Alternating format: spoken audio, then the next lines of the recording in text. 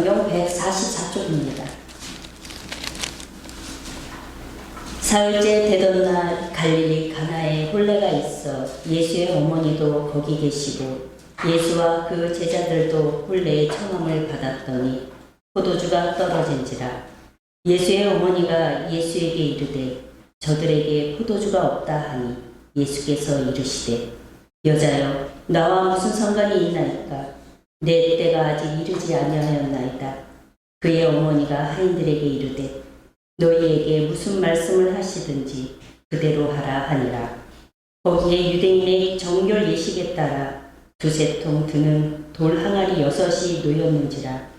예수께서 그들에게 이르시되 항아리에 물을 채우라 하신즉 아기까지 채우니 이제는 떠서 연회장에게 갖다 주라 하시니 갖다 주었더니 연회장은 물로 된 포도주를 맛보고도 어디서 났는지 알지 못하되 물도 온 하인들은 알더라.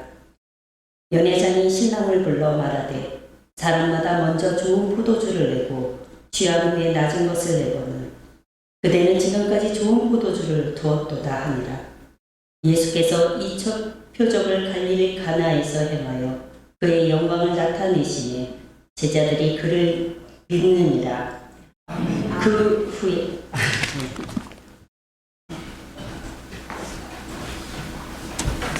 성경은 우리가 어린아이와 같지 않으면 결단코 천국에 들어가지 못한다라고 말씀하시면서 어린아이처럼 믿으라고 말씀하고 있습니다. 아이들과 대화하다 보면 참 순진하다, 그리고 잘 믿는다, 그리고 재밌다라는 그런 생각을 하게 됩니다. 지난 성탄절 지나고도요, 재밌어서 문득문득 생각이 나는데, 유치부에 이제 태윤이라는 아이가 있는데, 교회 왔는데 보니까 이게 얼굴에다가 산타크로스를 이렇게 판박이를 했다라고. 그래서 이제 자연스럽게 이야기가 나왔습니다. 이게 누가 해줬느냐? 그랬더니 유치원에서 선생님이 해줬답니다. 그래서 그럼 유치원에서 선물 뭐 받았냐? 했더니 신나서 이야기를 합니다. 산타크로스가요, 제가요, 내년에 학교 가는데요, 가방을 선물로 줬어요. 엄마가 그러는데요, 이 가방이 비싼 거래요. 엄마가 선물 이제 가방 안 사도 된대요. 엄마는 신났어요. 산타크로스가 내년에 학교 갈 걸 알고 가방을 사줘서 엄마는 이제 가방 안 사도 되니까 엄마가 신났다고, 지가 엄마 잘 됐다고 이야기를 하는 겁니다. 아이들이 참 이러니까 부모가 마음이 흐뭇하고, 그 다음에 모든 사람들이 볼 때 아이를 보면 재밌다라고 생각을 하는데, 성경은 아이들처럼 믿으라는 겁니다. 아이들은 그대로 믿어요. 이 아이들이 요즘은 이제 그런 영화 별로 인기가 없는데, 지금도 모르겠습니다만은 슈퍼맨이라는 영화, 이게 빨강 망토 두르고 이게 날아다니는 그런 영화인데, 아이들은 그걸 보면서 들뜹니다. 가지고 자기가 마치 슈퍼맨이 되는 것처럼, 그리고 이제 보자기나 이게 목에다 메고, 그 다음에 장독대에서 뛰어내리기도 하고, 높은 데서 뛰기도 하고. 왜요? 그걸 보면서 거기에 어떻게 보면 자기를 도입시키는 겁니다. 우리가 하나님 말씀을 들을 때, 또는 하나님의 말씀을 읽을 때에 어떤 자세로 우리가 말씀을 읽고 어떤 자세로 말씀을 듣는가. 그 말씀을 읽고 들으면서 그거는 옛날에 그런 일이 있었구나라고 그냥 넘어간다면 아무런 흥분도 되지도 아니하고 마음이 뛰지도 아니하고 즐겁지도 않습니다. 사실 저는 오늘 본문의 말씀을 굉장히 좋아하는 말씀 중에 하나입니다. 요즘은 이제 코로나 이후에는 되게 이제 왕래들이 별로 없는데, 코로나 전까지는 교회들이 꼭 오후 예배를 드리고, 되게 오후 예배 한 달이나 두 달에 한 번은 헌신 예배 드립니다. 그러면 헌신 예배는 특별하게 해서 되게 이제 다른 교회 목사님들을 초청해서 설교 강사로 부르는데 저도 많이 갔어요. 근데 어차피 우리 교회는 늘 설교를 하니까 각각 다른 설교를 해야겠지만 어쩌다 한 번 가는 교회입니다. 그리고 그 교회 다시는 못 갈지도 모릅니다. 그렇다면 그 교회에 가서 내가 어떤 설교를 할까? 제 나름대로 제일로 은혜 받은 설교, 그리고 제일로 은혜 끼칠 수 있는 설교라고 생각하고 어떤 제가 한 설교 가운데 찾아봅니다. 그러다 보니까 사실은 오늘 본문의 설교를 제일 많이 했습니다. 왜요? 제게는 그만큼 은혜가 되는 설교이고 제 마음이 뛰는 설교입니다. 자, 제가 자주 강조하는데 기독교는 기적의 종교입니다. 근데 이 기적이라는 게 누구나 보기에 기적은 아니에요. 내가 볼 때는 기적인데 남들은 그냥 평범한 일상입니다. 우리가 기적을 체험한다는 거, 기적이라는 흔한 표현으로 그냥 쉽게 정의를 내리면 어떤 일상생활 가운데 자연적으로 일어나는 현상이 아니라 시간이나 공간을 초월하고 그 다음에 어떤 의미에서는 우리의 자연현상과는 다른 초자연적으로 일어나는 그런 일들을 우리가 기적이라고 그러는데 성경은 뭐 굳이 기적이라고도 안 그러고요. 어떤 때는 이적, 어떤 때는 표적 이렇게 표현하고 있습니다. 오늘 말씀도 표적이라 표현하고 있는데 표적이라는 거는요. 어떤 것에 대한 증거가 되는 모습이라는 건데 이 표적이라는 말을 쓰고 있는 거는 예수님은 능히 모든 기적을 베푸실 수 있는 분인데 이걸 통해서 주님이 보여준 거 뭐냐면 예수님이 하나님의 아들이라는 걸 나타낸 표적이라는 그런 말씀입니다. 성경에 구약 성경에도 많은 기적이 있습니다. 우리가 아는 모세를 통해서 하나님께서 애굽에 내린 10가지 재앙도 다 기적이고요. 그 다음에 신약 성경에 나오는 예수님의 가진 많은 일들이 다 기적인데 오늘 성경 11절 말씀에 이것을 첫 표적, 예수님께서 행하신 첫 번째 표적이라고 말씀하고 있는 바 오늘 신년 첫 예배 가운데 이 표적이 주시는 의미가 무엇이고 나와 어떤 상관이 있는지 살피는 가운데 은혜 받으신 우리 성도님들이 되시기를 주님의 이름으로 부탁을 드립니다. 먼저 기적을 체험하기 위해서 깨달아야 할 것은 우리가 문제의 본질을 보아야 된다는 겁니다. 문제의 본질을 보기 위해서는 우리가 어떤 자세를 취하느냐는 겁니다. 저는 늘 강조하는데요. 본질을 보기 위해서 기적을 어떤 면에서 체험하기 위해서는 내가 주인이 되어야 됩니다. 사람이 주인이 되려면 착각을 해요. 주인공이 되라는 줄 압니다. 자, 오늘 이 기적이 일어난 배경이 어떤 장소냐면 결혼식장입니다. 혼례 때예요. 자, 혼례의 주인공은 누굽니까? 신랑 신부예요. 근데 이 우리가 예수님이 행하신 일들이 읽다 보면 재밌는 게 주인공은 등장을 안 해요. 결혼식인데 지금 신랑이 누군지도 모르고 신부도 누군지도 몰라요. 우리도 그럴 때 많습니다. 결혼식 많이 가는데요. 가가지고 신랑 누군지도 몰라. 왜 갑니까? 신랑 아버지 보고 간 겁니다. 신랑 어머니 보고 간 겁니다. 신랑 아버지 어머니 그냥 옆집에 가서 늘 왕래를 해서 그 집 자녀도 아는 게 아니라 거래처예요. 그 집 자녀는 누군지 모르는데 거래처 사장이 청첩장을 줬는데 보니까 그 집 아들이 결혼을 해요. 거래 관계니까 그 집 인사 안 할 수는 없고 그냥 돈만 보내기는 조금 미안한 것 같고 그러니까는 가는 겁니다. 가긴 갔는데 신랑 어디 있는지 신부 어디 있는지 찾아보지도 않고 누구하고 인사합니까? 신랑 아버지하고 인사합니다. 신랑 어머니하고 인사합니다. 그리고 부조하고 축하금 주고 그리고 식당 가서 밥 먹고 그리고 이게 우리들 어떤 대부분의 모습인데 주인공이 누구냐? 우리는 드라마를 볼 때는 주인공을 찾는데요. 일상생활 가운데는 누가 주인공이냐가 중요하지 않습니다. 거기 주인이 누구냐 하는 게 중요합니다. 저 잔치집에 가면 딱 두 부류입니다. 주인 측에 속한 사람이 있고 손님 측에 속한 사람이 있습니다. 주인하고 손님하고 차이가 엄청나게 납니다. 손님은요 대접받으려는 사람이고 주인은 대접하려는 사람입니다. 주인 입장에서 어떻게든 가능하면 흠잡히지 않으려고 하고 어떻게 보면 좋은 것으로 하려고 하는 가운데에 뭐가 좀이라도 잘못된 것이 있을까봐 뭔가 흠이 있을까봐 늘 그거를 찾습니다. 왜요? 그거를 보충하려고 하고 메꾸려고 하는 겁니다. 또 손님은요 그냥 객관적입니다. 그냥 좋으면 좋은 대로 즐기는 거고 근데 어떻게 보면 나쁘면은 불평하고 그 다음에 지적질하는 겁니다. 자, 예수님이 혼인의 초대를 받았어요. 오늘 말씀 첫 절에 이제 예수님이 갈릴리 가나에 혼인이 있어가지고 이제 예수와 제자들도 청함을 받았어요. 근데 거기에 누가 있었냐면 1절에 예수의 어머니도 거기 계시고 이렇게 되어 있습니다. 근데 예수 어머니가 계시다는 말씀을 내용 가운데 읽어보니까는 어머니가 손님으로 가 있는 게 아니라 주인 측에 함께 도와주러 간 사람입니다. 주인 측에 가지고 열심히 일을 도와주고 있는 겁니다. 열심히 도와주고 있는데 문제는 이제 술이 떨어져 가는 것을 본 겁니다. 자, 우리로 말하면요, 물론 우리 믿는 사람들은 잔치집 가서 술 찾지 않으니까 대개 테이블에 술병이 있어도 치워달라고 그러니까 문제가 없습니다만은, 자, 유대 사회의 술이는 일종의 음료수입니다. 음료수로서 떡과 어떤 면에서는 같이 먹으면서 포도주를 마시는 건데, 자, 문제는 뭐냐면 지금처럼 술 떨어지면 그냥 마트에 가서 사오면 되는 게 아니라 일찍부터 잔치를 앞두고 포도주를 담궈 두는 겁니다.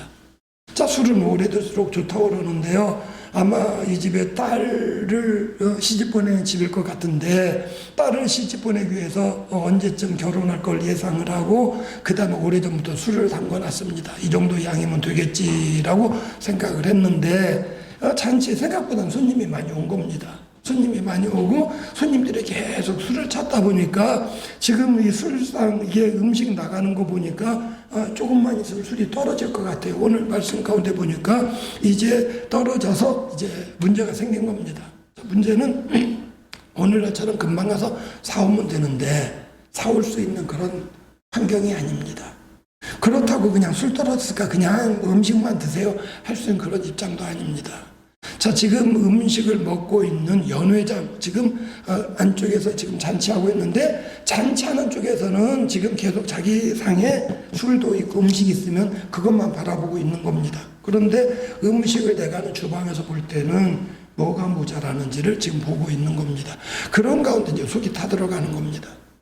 자, 우리는 무엇을 바라보고 있습니까? 사람이요, 그냥 손님으로 가면 시야가 좁아요. 뭐만 봅니까?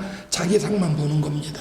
자기 상에 보니까 지금 뭐가 떨어졌으니까 그냥 요청하면 됩니다. 우리 상에 지금 김치가 떨어졌는데, 우리 상에 전이 떨어졌는데, 우리 상에 음료수가 떨어졌는데, 국이 떨어졌는데, 요청하면 그냥 누가 갖다 줄지 모르지만 갖다 주는 겁니다. 어떻게 보면 남의 상 볼 때가 있어요. 남의 상 보는 이유가 뭔가 비교해 보는 겁니다. 저쪽 상에 보니까 저쪽 상에는 육전이 있는데 이 상에는 육전이 없어요. 이야기합니다. 왜 저 상에는 육전인데 왜 우리 상에는 육전이 없습니까? 갖다 주세요. 그러니까 남의 상을 보는 게 그 자리에 모자라는 걸 내가 보충해 주기 위한 게 아니라 사실은 비교해서 내가 없는 거를 얻기 위해서 바라볼 뿐입니다.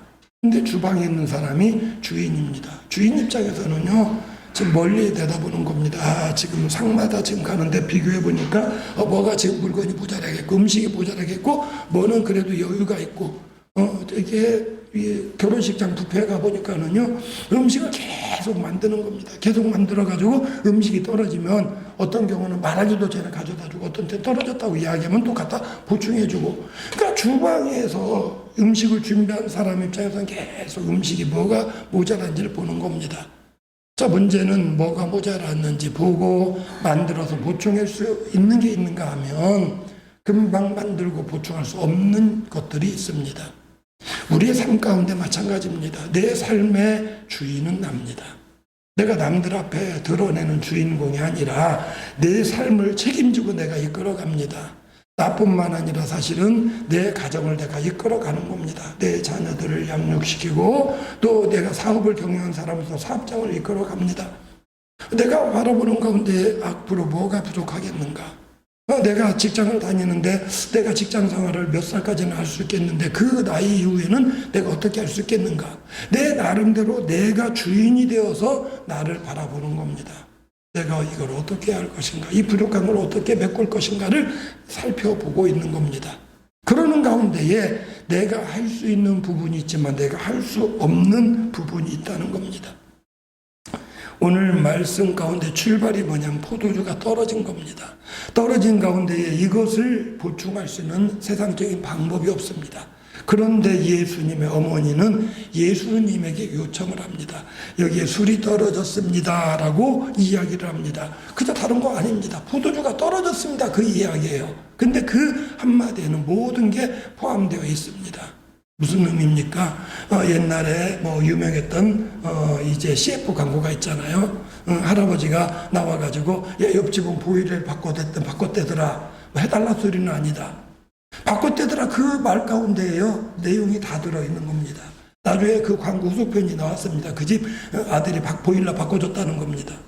자, 예수의 모친 예수께 말하는 거는요, 다른 말 안 합니다. 포도주가 떨어졌다 이 이야기입니다. 예수님은 그 말의 의미를 합니다. 그런 가운데 정중하게 일단은 거절을 합니다. 여자여, 아직 내 때가 나 무슨 상관이 있나이까? 내 때가 아직 이르지 아니하였나이다. 자, 예수님의 모친 예수님께 말할 때요, 예수님의 아들입니다. 그러니까 아들인데 아들로서 문제를 해결해 달라는 의미가 아니라, 지금 모친이 말한 거는요, 술 떨어진 건 사람으로 살 수 있는 일이 아닙니다.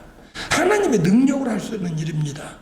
그거를 예수님께 이야기를 합니다. 그러니까 예수님도 거기에 대한 답변이 어머니가 아니라 여자입니다. 여자요, 아직 내 때가 아닙니다. 나와 상관이 없습니다. 라고 이야기를 합니다. 자, 어떤 때는요, 그 말씀을 보는 가운데에 우리가 깨달아야 할 것이 있습니다. 자, 우리가 문제 본질 무엇이 부족하고 이걸 해결할 자가 누군가를 찾는 가운데에 우린 예수님께 나오는 겁니다. 예수님께 요청하는 겁니다. 예수님 이거 좀 해결해 주세요 라고 요청을 합니다. 그런데 우리가 기도할 때마다 주님이 바로바로 즉각적으로 아이고 나한테 요청하니까 내가 바로 해줘야지, 이게 아니라는 겁니다. 우리에게 있는 문제를 가지고 주님께 기도해 본 적이 있습니까? 아니, 기도하고 있습니까? 기도하는 가운데 즉각적으로 응답을 받으셨습니까? 아니에요. 기도하는데 마치 지금 오늘 본문에 예수님이 마리아에게 이야기한 것처럼 예수님은 고개를 싹 돌리고 아직 내 때가 아닙니다 라고 예수님이 그렇게 어떤 대응하는 것처럼 여겨지고, 어떻게 보면 예수님께서 이제 나와 상관이 없다라고 대꾸하는 것처럼 여겨질 때가 있습니다. 기도는 하는데 이게 뭐냐면 금방 이게 응답되는 느낌이 오지 아니하고 뭔가 좀 달라진 느낌이 있어야 되는데 아무런 달라지는 것이 없다는 겁니다. 우리가 하나님께 기도할 때요, 분명히 깨달을 것은 주님이 역사 이루어지기까지는요, 어떻게 보면 미동도 안 한다는 겁니다. 7번이라는 말씀이 자주 나오는데요. 이제 엘리야가 갈멜산에서 이제 바알 제사장들하고 대결을 합니다. 바알 선지자로 대결을 해서 그들을 물리칩니다. 그들을 죽입니다. 그리고 문제는 뭐냐면 비가 오도록 해야 되는데 산 꼭대기에 가서 머리를 두 무릎 사이에 넣고 기도를 합니다. 한참 기도한 다음에 시종한테 야, 산 꼭대기 올라가서 바다 쪽을 쳐다봐라. 달려가서 바다 쪽 쳐다보더니 아무것도 없는데요. 다시 기도합니다.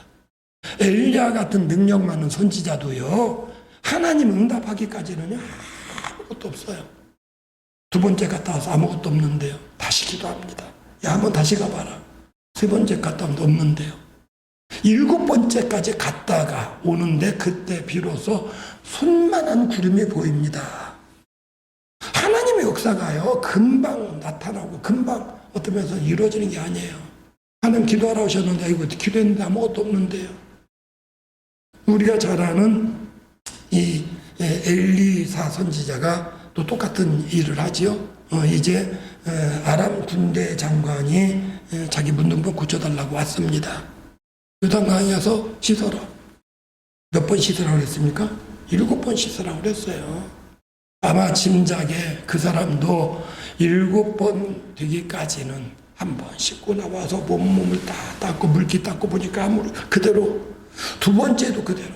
이게 세상에서 우리가 일하는 것처럼 하는 동안에 차차차 나아지고 거기 희망 가지고 하는 게 아니라 어떤 때는요, 주님 앞에 기도하는 가운데 아무것도 보이지 않는 겁니다. 그럼에도 불구하고 주님 약속을 의지하고 끝까지 하는 거예요. 이 7번이라는 의미는 꼭 7번만을 말하는 게 아닙니다. 끝까지 하라는 겁니다. 용서에 대한 비유 가운데 나오죠. 베드로가 예수님한테 내 형제가 잘못했을 때 몇 번까지 용서해 줍니까? 7번 합니까? 그랬더니 예수님 뭐라고 그럽니까? 70번씩 7번. 그 말의 의미는 뭐냐? 숫자적인 개념이 아니라 끝까지 하라는 이야기입니다. 그래서 예수님은 누가복음 18장 말씀에 기도에 대해서 이렇게 말씀합니다. 항상 기도하고 낭망치 말아야 될 것을 저에게 비유로 하여 말씀하시되. 그래가지고 비유를 들려주는 겁니다. 비유가 뭐냐면은 낭망치 말고 기도하라는 겁니다. 번거롭게 하라는 겁니다. 주님은 번거롭게 하는 기도를 들으십니다. 이제 주님 앞에 번거롭게 하는 겁니다. 여자여, 나와 무슨 상관이 있습니까? 내 때가 아직 이르지 아니했습니다 라고 말함에도 불구하고 마리아는 예수님 앞에 이제 실행을 합니다. 뭘 실행합니까? 종들을 불러온 겁니다. 하인들을 불러온 겁니다. 하인들을 불러옵니다. 아마 예수님의 모친이 주인은 아니었습니다. 2절에 보면 혼례가 있어 거기에 계셨다고 되어 있는데 주인은 아니지만 주인직에 서가지고 하인들을 부를 입장이었던 것으로 보입니다. 그래서 이제 5절 말씀에 그의 어머니가 하인들에게 이르되 명령하는 겁니다. 너희들은 가서 그에게 무슨 말씀하시든지 그대로 하라 이렇게 이야기를 합니다. 그러니까 이 마리아의 말을 듣고 하인들이 예수님 앞에 가 서 있는 겁니다. 어떻게 할까요? 어떻게 보면은요, 이 마리아는 그냥 단순히 주님 앞에 간구한 것으로 끝나는 게 아니라 믿음으로 행한 사람입니다. 믿음으로 순종한 사람입니다. 믿음은 뭡니까? 우리가 믿고 움직이는 것이 믿음입니다. 로마서 10장 17절의 말씀에 믿음은 들음에서 나며 들음은 그리스도의 말씀으로 말미암느니라 그랬습니다. 예수님의 말씀을 듣는 가운데, 하나님의 말씀을 듣는 가운데 믿음이 생겼는데요. 오늘 요한복음 2장에 마리아가 행한 것들이 사실은요, 그 이전에 있는 일들로 연결되어진 것으로 보입니다. 마리아는 예수를 낳을 때에 천사로부터 직접 음성을 들었습니다. 네가 이제 임신할 것이다. 아니요, 나는 남자하고 잔 적이 없는데요. 네가 임신하는 건 성령으로 잉태된 것이다. 네가 임신하는 건 사람이 아니라 하나님의 아들이다. 이미 하나님 음성을 들었고요. 하나님 은혜로 임신을 했습니다. 그 아이를 낳았을 때 우리가 아는 것처럼 누가복음 2장에 보면은요, 이제 천사들이 목자들에게 나타나서 이제 아기 예수가 난 거를 이야기를 했습니다. 이 목자들이 달려가 가지고 그 다음에 마리아하고 요셉한테 자기들이 본 것을 그대로 이야기를 합니다. 마리아는 그 모든 것들을 마음에 두는 겁니다. 누가복음 2장에도 말미에 보면은 그런 내용이 나옵니다. 예수님 어릴 때 12살 때 성전에 올라갔다가 예수님 잃어버렸어요. 사흘 만에 성전에 가서 예수님 만났습니다. 자, 부모가 어린 아들 12살 아들한테 야, 왜 이렇게 해가지고 우리를 걱정시켰느냐 했더니 예수님 말씀이 내가 내 아버지 집에 있어야 할 줄을 알지 못하셨나이까. 그 말씀 다음에 뭐라고 나오냐면 마리아는 이 모든 말을 마음에 두니라. 예수님이 행하는 것들을 마음에 두는 겁니다. 예수님이 말씀하신 것을 마음에 두는 겁니다. 우리가 자녀를 키우는 가운데 엄마들이 잘하는 게 있습니다. 아빠들은 못해요. 저를 보니까 애들이 잘할 때 했던 말 까먹어요. 애들이 하는 말 마음에 안 듭니다. 애가 하는 행동 마음에 안 둬요. 엄마들은요, 애가 하는 행동을 마음에 둡니다. 제가 뭔가 이상해 보여. 제가 뭔가 우울해 보여. 제가 하는 게 뭔가 달라 보여. 그 마음에 두고 이거를 분석을 하고 대화를 하니까 애가 잘못되지 않도록 이끌어줄 수 있는 겁니다. 마리아는요, 예수님이 하시는 모든 말씀을 마음에 둔 겁니다. 그게 뭐냐면요, 하나님의 음성이라는 걸 아는 겁니다. 그러니까 지금 아직까지 예수님이 자라면서 물론 남다른 아이였겠지요. 그렇지만 어떤 면에서 이적을 행한 적 한 번도 없습니다. 그리고 예수님이 지금 때가 아니라고 하심에도 불구하고 믿음으로 하인들에게 말합니다. 야, 가서 시키는 대로 해. 그 의미가 뭡니까? 예수님 뭔가 일하실 것을 바라보고 있고 믿고 있는 겁니다. 믿음은 행하는 겁니다. 믿음은 걸음을 옮기는 겁니다. 우리가 예수님을 믿는다고 하지만 우리가 과연 믿음으로 우리가 걸음을 옮기고 있습니까? 믿음으로 순종하고 있습니까? 내가 믿음으로 걸음을 옮기고 믿음으로 순종할 때에 하나님의 역사가 나타나는 겁니다. 오늘 말씀 가운데에 우리가 그 다음에 실제로 나타나는 결과를 볼 수가 있습니다.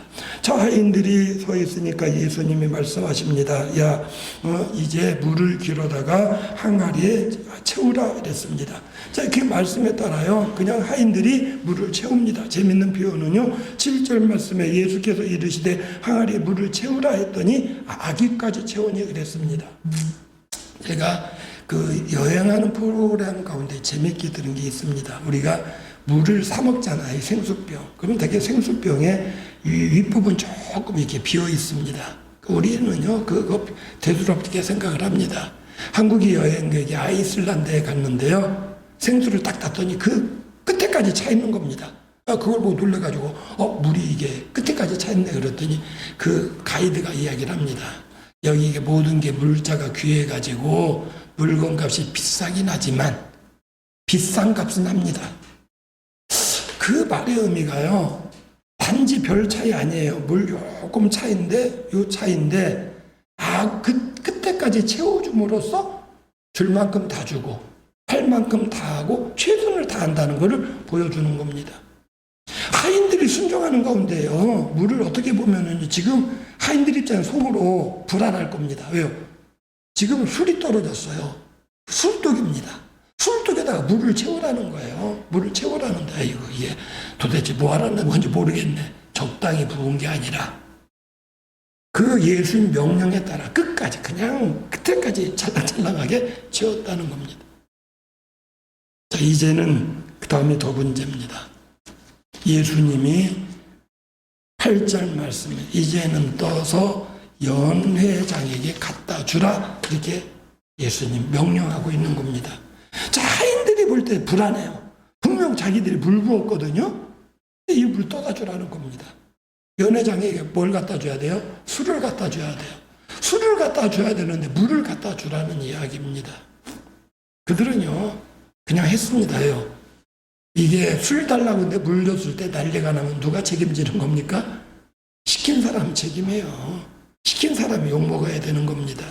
주인이 욕먹는 겁니다. 자기들은 하인이에요. 근데 이들은 하인으로서 시키는 대로 물을 떠다 줬습니다.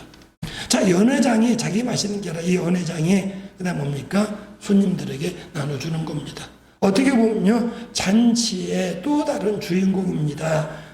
신랑 신부가 한편으로는 결혼식의 주인공이라면 지금 잔치하는 자리에서는 잔치를 이끌어가는 어떤 면에서 사람이 주인공으로 하는 겁니다. 어떻게 보면 요즘으로 말하면 술잔을 들고 건배사를 했을지도 모르고, 신랑 신부에게 축하하는 말을 했을지도 모르고, 서양식으로 말하면 뭐 춤추는 거를 리드해 갔을지도 모릅니다. 그러는 가운데 필요한 겁니다. 저기 좀 뭐 갖다 주고 저기도 뭐 주시고, 어떻게 보면 사회자 역할도 하는 겁니다. 근데 이 사람이 술을 새로 떠다 줬을 때 자기가 먼저 먹어봤는지 아니면 다른 손님이 먹어보고 말을 했는지 모르지만 술을 마신 사람의 이야기를 지금 가져온 술은 더 좋은데요? 술 맛을 아는 사람들은요 압니다. 이게 얼마나 좋은 술인지, 얼마나 맛있는 술인지, 얼마나 오래된 술인지. 근데 이 술은 뭐냐면요, 술독에 술이 비어가지고 금방 물을 갖다 부어놓고 그 물을 떠다준 술입니다. 이 술을 먹은 연회장이, 연회에 있는 사람들이 야, 이상하다. 대개요, 우리는 어떻게 합니까? 이 과일이 있으면 예를 들어서 좀 이제 요즘 철이 없지요. 철이 없어가지고 지금 1월달인데 벌써 딸기가 나옵니다. 하우스에 재배된 딸이 이제 만일에 딸기 한 100이 있으면 아껴 먹으려고 그러지. 아껴 먹으려다 보면은요, 며칠 지나면 이게 조금 무르기도 합니다. 그런데 처음부터 조금 물러 있어요. 어느 거 먼저 먹어야 할 것 같아요? 좋은 거 먹고 무른 거 나중에 먹습니까? 무른 거 먼저 잘라내고 그 다음에 또 다음에 또 물러지면 그 다음 걸 먹습니까? 모르겠어요. 근데 술 먹는 거는 분명하게 뭐냐면 좋은 거 먼저 준다는 건데요. 술 취한다면 잘 몰라요. 좋은 거 먼저 줘가지고 술 줬다 늦겠다가 나중에 나쁜 거 줘도 이게 취해가지고 좋은 건지 나쁜 건지 모른다는 겁니다. 그러니까 연회장 그걸 알아요. 근데 이 사람이 느낀 건 뭐냐면 나중에 됐는데 더 좋은 술이 나오니까 대놓고 이야기를 합니다. 사람마다 잔치를 하면은 좋은 술 먼저 주고 술 취한 다음에 나쁜 술 내놓는 게 일반적인데, 아니 어떻게 더 좋은 술이 나와? 이야기입니다. 이 술이 어디서 났습니까? 오늘 본문의 핵심이 거기에 나옵니다. 9절 말씀에 연회장은 물로 된 포도주를 맛보고도 어디서 났는지 알지 못하되 물떠온 하인들은 알더라, 이렇게 되어 있습니다. 이 술이 더 좋은데 어디서 나왔는지 자리에 앉아서 먹은 사람은 몰라요. 그냥 먹기만 하니까 모르는 겁니다. 기적이 뭡니까? 포도주라는 것 자체는 기적이 아니에요. 우리가 일상생활 가운데 먹을 수 있는 게 포도주입니다. 지금 잔치자리에 앉아가지고 술 먹는 사람은 예수님의 능력을 못 봤습니다. 기적을 몰라요. 연회장도 모릅니다. 그냥 단지 나중 술이 더 좋네 이 정도만 아는 겁니다. 그런데 누가 합니까? 이제 연회장은 알지 못하되 그 다음에 뭡니까? 물 떠온 하인들은 알더라. 누가 아는 겁니까? 하인들이 알아요. 또 누가 합니까? 마리아가 알아요. 예수님은 당연히 알고 예수님 능력을 행하셨으니까 그 예수님의 능력 첫 표적을 안 사람이 누구냐면 기도를 요청했던 마리아고 심부름했던 하인들입니다. 우리가 하나님의 능력, 기적을 체험하는 건 둘 중에 하나입니다. 우리가 마리아처럼 믿음으로 구하든지, 내가 그런 믿음이 없다면 믿음으로 하인들처럼 순종하는 겁니다. 하나님 말씀에 따라 내가 순종하면, 걸음을 옮기면 주님의 능력 역사를 체험할 수 있는데, 이 기적은 결과물이 아닙니다. 과정입니다. 포도주 자체는 절대 기적이 아니에요. 오늘날도 주께서 많은 능력의 역사를 행하시고 있는데 세상 사람들은 모릅니다. 왜요? 결과물만 받아먹기 때문입니다. 우리는 하나님 능력의 역사를 체험할 수 있는 자들입니다. 어떻게 해요? 마리아처럼 기도하는 겁니다. 하나님, 이 나라가 위기 가운데 있는데 하나님, 이 위기에서 이 민족 구해 주시길 원합니다. 나라가 시끄러운 게 뭐냐면 전부 다 손님이에요. 주인이 없어요. 나라가 망하든지 말든지 비난하는 겁니다. 이게 나라냐? 비난하고요. 나라가 왜 이러냐? 서로 삿대질하고 욕합니다. 정말로 주인이라면 이 문제를 어떻게 해결할까 하는 것을 어떤 면에서는 찾아야 되는 겁니다. 사람의 방법으로 찾을 수 있기도 하지만 사람의 방법으로 못할 때는요, 이걸 해결할 수 있는 분을 의지하는 겁니다. 우리는 이 나라 주인이에요. 정치인들처럼 내 탓 하는 게 아니라 하나님, 이 나라 문제 해결되길 원합니다. 마리아처럼 주님께 내놓은 겁니다. 주님 해결해 주세요. 기도하는 겁니다. 때로는 우리 힘으로 안 돼요. 그런 가운데 내가 믿음이 모자라요. 그럴 때 어떻게 합니까? 의지하는 겁니다. 믿음으로 앞장서 가는 자가 있어요. 마리아가 믿음으로 앞장서 갑니다. 하인들을 불러서 시키는 대로 해라. 어떻게 보면요, 우리 성도들은요, 다 하인 역할을 입장에 서야 돼요. 때로는 마리아처럼 믿음으로 기도하기도 했지만 때로는요, 믿음으로 순종하는 겁니다. 믿음으로 하라는 대로 행하는 겁니다. 기도하세요. 알겠습니다. 기도합니다. 봉사하세요. 알겠습니다. 봉사하는 겁니다. 전도하세요. 알겠습니다. 전도하는 겁니다. 내가 믿음으로 걸음을 옮길 때에 역사가 나타나는데 그 기적의 역사는 과정이 생략되어지고 재료가 생략되어집니다.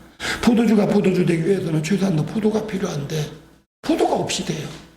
사업을 경영하려면 자본이 필요한데 자본이 없이 돼요. 시간이 필요합니다. 포도주가 되긴 적어도 1년 동안 숙성시켜야 되는데 내가 시간이 부족해. 하나님, 내가 짧은 시간인데 이거 어떻게 합니까? 하나님께서 그 시간을 단축시켜 주시는 겁니다. 그 시간을 짧게 해주시는 겁니다.